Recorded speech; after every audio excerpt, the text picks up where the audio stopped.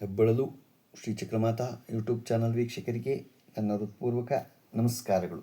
ಸುಭಾಷಿತ: ಅಪರೂಪಕ್ಕೊಮ್ಮೆ ನೀನು ಅಂದುಕೊಂಡಂತೆ ಬದುಕು ನಡೆದು ಬಿಡುತ್ತದೆ, ಅದು ನಿನ್ನ ಪ್ರಯತ್ನ ಮತ್ತು ತಾಳ್ಮೆಗೆ ಸಿಕ್ಕ ವರ. ಗೊತ್ತಾಯ್ತಾ? ಅಪರೂಪಕ್ಕೊಮ್ಮೆ ನೀನು ಅಂದುಕೊಂಡಂತೆ ಬದುಕು ನಡೆದು ಬಿಟ್ಟರೆ ಅದು ನಿನ್ನ ಪ್ರಯತ್ನ ಮತ್ತು ತಾಳ್ಮೆಗೆ ಸಿಕ್ಕ ವರ ಅಂತ ನಾವು ತಿಳ್ಕೋಬೇಕು. ಭಗವಂತ ಕೊಟ್ಟ ವರ ಅದು. ನಾವಿವತ್ತು ದಿನಪಂಚಾಂಗಕ್ಕಿಂತ ಮುಂಚೆ ಕೃಷ್ಣನ ಬಗ್ಗೆ, ಬೆಂಗಳೂರು ಮೆಜೆಸ್ಟಿಕ್ ಬಳಿ ಇರುವ ತುಳಸಿ ತೋಟದ ಬೆಣ್ಣೆ ಕೃಷ್ಣನ ಬಗ್ಗೆ ತಿಳ್ಕೊಳ್ಳೋಣ. ನಗರದ ಪ್ರಸಿದ್ಧ ಹಾಗೂ ಪುರಾತನ ದೇವಸ್ಥಾನಗಳಲ್ಲಿ ಬಳೆಪೇಟೆ ಸಮೀಪದಲ್ಲಿರುವ ತುಳಸಿ ತೋಟದ ಶ್ರೀ ಕೃಷ್ಣ ದೇವಸ್ಥಾನವು ಗಮನಾರ್ಹವಾದುದು. ಹಿಂದೆ ಈಗಿನ ಚಿಕ್ಕಲಾಲ್ಬಾಗಿನ ಪ್ರದೇಶ ಗದ್ದೆಗಳಿಂದ ಆವೃತವಾಗಿತ್ತು. ಇದರ ಒಂದು ಭಾಗದಲ್ಲಿ ತುಳಸಿ ವನವನ್ನು ಮಾಡಲಾಗಿತ್ತು. ಈ ಕಾರಣದಿಂದ ಈ ಪ್ರದೇಶಕ್ಕೆ ತುಳಸಿ ತೋಟ ಎಂದು ಕರೆಯುವ ವಾಡಿಕೆ. ದೇವಸ್ಥಾನವನ್ನು ಸುಶಾಲವಾಗಿ ನಿರ್ಮಾಣ ಮಾಡಿದ್ದು ಇಲ್ಲಿನ ಮೂಲ ದೇವರಾದ ಶ್ರೀ ವೇಣುಗೋಪಾಲ ಸ್ವಾಮಿಯ ವಿಗ್ರಹವು ಸುಮಾರು 2 ಅಡಿ ಎತ್ತರವಿದ್ದು ಅತ್ಯಂತ ಚಿತ್ತಾಕರ್ಷಕವಾಗಿದೆ. ಈ ಕೃಷ್ಣನನ್ನು ಬೆಣ್ಣೆ ತಾಂಡವ ಕೃಷ್ಣ ಎಂದು ಕರೆಯುತ್ತಾರೆ.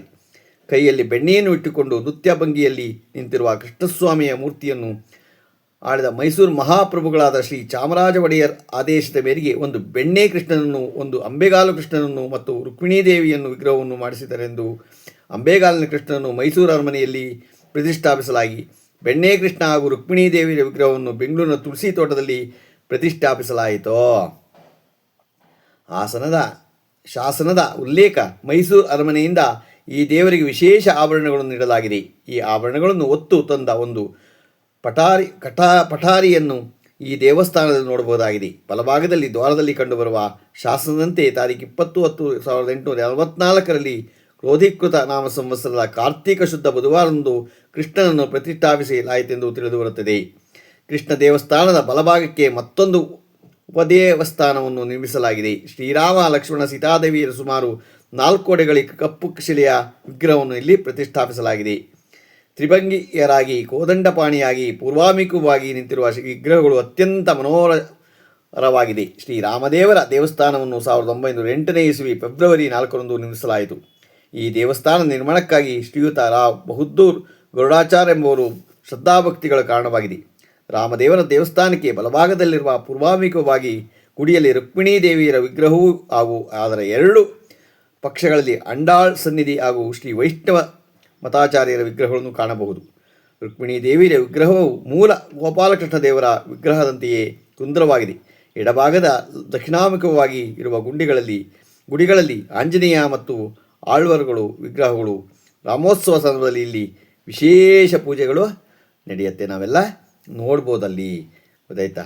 ನಾವು ಯಾವಾಗಲೂ ನಮ್ಮ ಸಂಸ್ಕೃತಿ, ನಮ್ಮ ಹಿಂದೂ ಸಂಸ್ಕೃತಿ ಅದನ್ನೇ ಹಿಂದೂದೆಲ್ಲ ನಾವು ತಿಳ್ಕೋಬೇಕು. ಎಲ್ಲೆಲ್ಲಿ ಏನೇನಿದೆ, ಯಾವ್ಯಾವ ದೇವಸ್ಥಾನದಲ್ಲಿ ಏನೇನಿದೆ, ಅದರ ಮಹತ್ವ ಏನು ನೋಡಿ.